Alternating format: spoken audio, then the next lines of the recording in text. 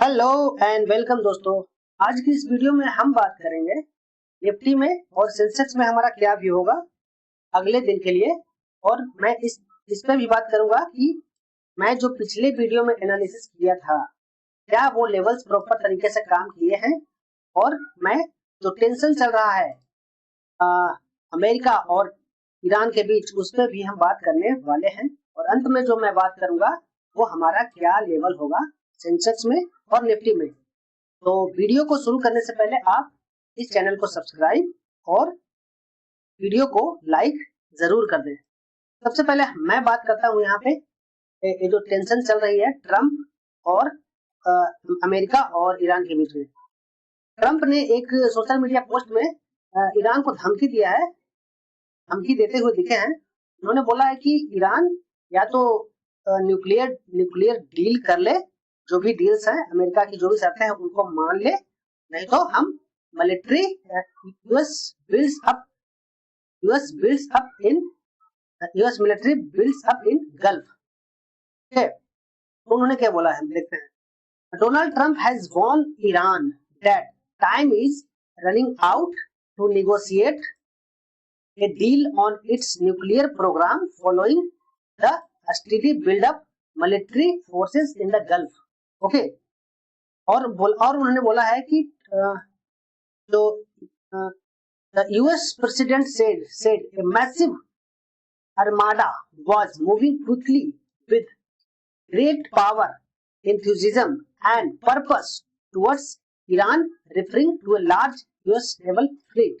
In response, इसके response में जो वहां के जो फॉरेन मिनिस्टर थे उन्होंने बोला है कि जो हम उनकी कंट्री का जो फोर्सेस है वो तैयार है इमीडिएट और पावरफुल तरीके से रिस्पॉन्ड करने के लिए अगर अमेरिका अटैक करता है, चाहे वो लैंड से हो या सी से हो। ओके, तो अगर अमेरिका अटैक कर देता है तो क्या होगा, मार्केट में अच्छा खासा फिर से क्रैश या रिकवरी जैसी स्थिति, रिकवरी तो नहीं क्रैश जैसी स्थिति बन सकती है अच्छे खासे, कि हमारा मार्केट अभी 3 दिन से ग्रीन में ही क्लोज हो रहा है, तो ग्लोबल मार्केट के लिए काफी नेगेटिव साइन होगा और इससे क्रूड प्राइस जो है वो बढ़ जाएंगे। तो अब हम बात करते हैं कि हमने पिछले दिन क्या डिस्कस किया था। हमने पिछले दिन डिस्कस किया था गैप अप और गैप डाउन और फ्लैट। ओके, 3 सिनेरियो में मार्केट किस तरीके से बिहेव कर सकता है। तो हमारा पहला था कि गैप अप होता है तो इस एरिया पे आता है, यहाँ पे क्लोजिंग के पास तो ऊपर जाएगा, तो ऐसा नहीं हुआ। ओके, उसके बाद हमने डिस्कस किया था कि अगर गैप डाउन खुलता है तो इस एरिया पे आता है, तो जो कि 24,240-44 के आसपास आता है, तो यहाँ से ऊपर जाता है, ऊपर जा सकता है, बट ऐसा भी नहीं हुआ। ओके, आज मार्केट कहाँ पे खुला, आज मार्केट जो खुला फ्लैट खुला, जहाँ पे बंद हुआ था उसी के आसपास खुला और रेसिस्टेंट के आसपास खुला ऊपर में, तो एक हैवी सेलिंग आ गई। ओके, हैवी सेलिंग आ गई और हैवी सेलिंग आने के बाद में हमने बोला था कि अगर यहाँ से सेलिंग आता है तो आपको ये जो लेवल्स है यहाँ पे 25,040-50 के आसपास, यहाँ से अगर कोई बुलिश कैंडल बनता है तो हम ऊपर जा सकते हैं, बट ऐसा बिल्कुल नहीं हुआ। और मैंने ये भी बताया था कि अगर यहाँ से इसको भी ब्रेक कर देता है तो क्या होगा, जब इसको भी ब्रेक कर देगा तो नीचे का एक सपोर्ट है ये वाला 25,170-75 के आसपास, यहाँ से अगर कोई बुलिश कैंडल बनाता है तो आप ऊपर की ओर जा सकते हो। और मैंने बोला था कि कहाँ तक जा सकता है, तो मैंने एक ऊपर में लगाया था एक रेसिस्टेंट ये वाला। मैंने बोला था कि ये आराम से 25,470-75 या 25,445 से लेकर के 25,475 तक ये ऊपर सपोर्ट है, ऊपर रेसिस्टेंट है, सॉरी, तो ऊपर ये आराम से जा सकता है। और आप देखो कि एग्जैक्टली मार्केट ने क्या किया, मार्केट इस लेवल पे आया और यहाँ पे बुलिश प्राइस एक्शंस बनाया और बुलिश कैंडल के साथ ये ऊपर चला गया। अब इसको फाइंड आउट कैसे करते हैं कि ये यहाँ पे ऊपर यहाँ से सपोर्ट लेकर के जाएगा या नहीं। देखो यहाँ पे आप देखो कि कोई भी जो कैंडल है वो नीचे नहीं क्लोज हुआ है, इसके बाहर की तरफ से विक्स बना हुआ है, और आप देखो यहाँ से कि इस तरीके से ट्रेंड लाइन ड्रॉ कर रहा है, मतलब कि कहने का मतलब है कि जो भी एक कैंडल बनाया था वो कैंडल को ब्रेक नहीं कर पा रहा है, सब इसके ऊपर ही क्लोज कर रहा है। तो ये साइन होता है कि मार्केट में बायर्स एक्टिव हो रहे हैं और यहाँ से बुलिशनेस हो सकता है मार्केट। तो आप देखो जो मैंने बताया था वो एग्जैक्टली काम किया है। अब मैं बात करता हूँ कि कल के लिए मार्केट किस तरीके से बिहेव कर सकता है। तो इसके लिए मैं थोड़े से बड़े टाइम फ्रेम पे जाऊंगा, तो करीब 30 मिनट के आसपास मैं रखता हूँ। तो अभी मैं ऊपर देख रहा हूँ, तो इस एरिया के पास एक हैवी रेजिस्टेंट है। ओके, सबसे पहले मैं जो ड्राइंग है उसको खत्म करता हूँ। ओके, अब आप देखो कि ऊपर एक यहाँ पे 25,540 के आसपास 200 दिन का जो डीएमए है वो भी है। तो अगर इसको ब्रेक करता है मार्केट, बाजार जो है इस एरिया के ऊपर ट्रेड करना शुरू करता है 475 से 80 के ऊपर, तो ये जो है ये जोन में आ जाएगा, ये वाले जोन में आ जाएगा, यहाँ से जोन में आ जाएगा। अब मैं इसे थोड़े से और टाइम फ्रेम को बड़ा करता हूँ, जैसे कि 2 घंटे।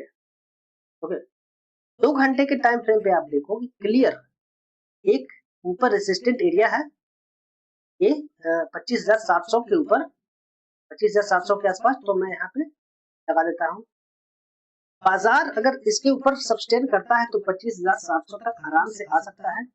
निफ्टी में जो स्ट्रॉन्ग बाइंग या स्ट्रेंथ कहें तो इसके ऊपर ही आनी चाहिए, 25,600 के ऊपर, 700 के ऊपर ही। ओके, अब मेरा व्यू क्या रहेगा कल के लिए, तो मैं उस पर बात करता हूँ। सबसे पहले मैं आज का जो क्लोजिंग हुआ है तो मैं मार्क करूंगा इस एरिया पे। अब मैं इसको क्लोजिंग को मैं मार्क कर देता हूँ यहाँ से।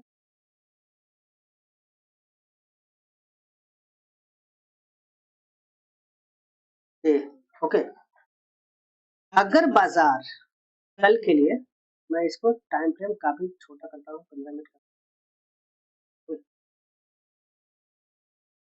बाजार इसके ऊपर खुल जाता है, इसके ऊपर खुलता है एक इस बॉक्स में कहीं, तो मेरा व्यू रहेगा, मैं वेट करूंगा इसको कि इस एरिया पे आ जाए, इस एरिया पे आए, इस एरिया पे सपोर्ट ले, इस तरीके से, जिस तरीके से नीचे लिया, और वहां से फिर ऊपर की ओर अगर ये जाता है तो I am interested to bye.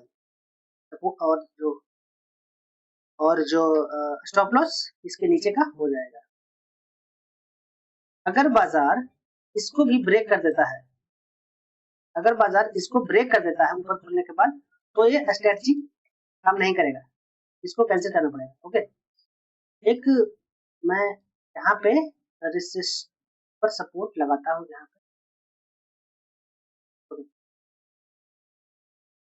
बाजार में आप देखो तो बाजार मूव कैसे कर रहा है। सबसे पहले यहाँ पे देखो तो अच्छा खासा मैं बताया, फिर इसको ब्रेक किया ऊपर की ओर, ये क्या किया कि इसको ब्रेक किया ऊपर की ओर, अब ये इस जोन में आ गया था, जोन में आ गया, इससे यहाँ पे सपोर्ट लिया और फिर यहाँ से ऊपर चला गया। ठीक है, तो ये एरिया जो होगा हमारे लिए एक सपोर्ट का काम करेगा। अभी मैं इसको हटा देता हूँ। ओके, ये जो एरिया होगा हमारे लिए सपोर्ट का काम, जब तक जब तक निफ्टी जो है ना इसके ऊपर रहेगा, एक स्ट्रॉन्ग नजर आएगा। ओके, अगर मैं बात करता हूँ कि बाजार नीचे खुलता है, यहाँ से बाजार नीचे खुलता है, नीचे खुलने के बाद में अगर इस एरिया पे आता है, सपोर्ट पे आता है, और यहाँ पे इस तरीके से सपोर्ट होता है, ऊपर जाता है, तो भी हम यहाँ से बाइंग की ओर देख सकते हैं। सेलिंग की ओर हम देखेंगे इसके नीचे, ये जो एरिया है 25,350 के नीचे, अगर इसके नीचे ये सब्सटेन कर जाता है, अगर इसके नीचे सब्सटेन कर जाता है तो हमारा जो टारगेट होगा वो फिर से इस लेवल तक हो सकता है, जो कि 25,160 के आसपास होगा। कल निफ्टी को इसको ब्रेक नहीं करना चाहिए, जो कि है 25,350 बस। दो सिनेरियो में हम बाइंग करेंगे, या तो फ्लैट खुले और फ्लैट खुलने के बाद में किस एरिया पे सपोर्ट ले 25,360 के आसपास, वहां से बुलिश या प्राइस एक्शन बने उस तरीके का, तो हम बाइंग की तरफ जाएंगे। और ऊपर में जो हमारा टारगेट होगा वो ये वाला होगा 25,700 या 700 के आसपास होगा टारगेट। इससे छोटा भी टारगेट ऊपर में है, वो मैं देख लेता हूँ यहाँ से। देखिए यहाँ पे रेजिस्टेंट का काम करेगा, 25,500 तक का भी टारगेट हो सकता है। 500 ब्रेक करेगा तब ये ऊपर जाएगा। ये चीजें निफ्टी में पॉसिबल है। अब मैं सेंसेक्स की बात करता हूँ यहाँ पे।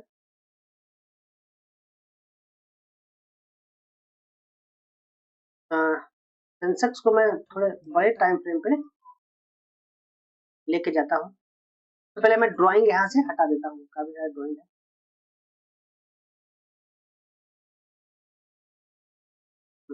सेंसेक्स अगर इसके ऊपर टिक जाता है, इस एरिया के ऊपर 83,700 के ऊपर टिकता है, तो आपको फिर से ये सेंसेक्स इस जोन में मिलेगा। सेंसेक्स जो है ट्रेडिंग करना शुरू कर देगा ये वाले जोन में। ओके, ये वाले जोन में आ जाएगा। अगर इसके ऊपर टिक जाता है ना सेंसेक्स 82,780 790 के ऊपर, तो सेंसेक्स आराम से ये लेवल टच कर देगा 84,050 या 84,000 के आसपास ठीक टच कर देगा। सेंसेक्स में जो गिरावट आएगी ये नीचे ही आएगी, जो एरिया है इसके नीचे ही आएगी। अगर ये ब्रेक कर देता है, अगर ये वाला ब्रेक कर देता है ये लेवल 82,350 के आसपास, फिर से सेंसेक्स इस एरिया पे आ सकता है, जो कि है 81,830-35 के आसपास। ओके, तो ये चीजें हो सकता है, तो आप ध्यान में रख के चल सकते हो। तो प्लीज वीडियो को लाइक और चैनल को सब्सक्राइब कर दीजिए।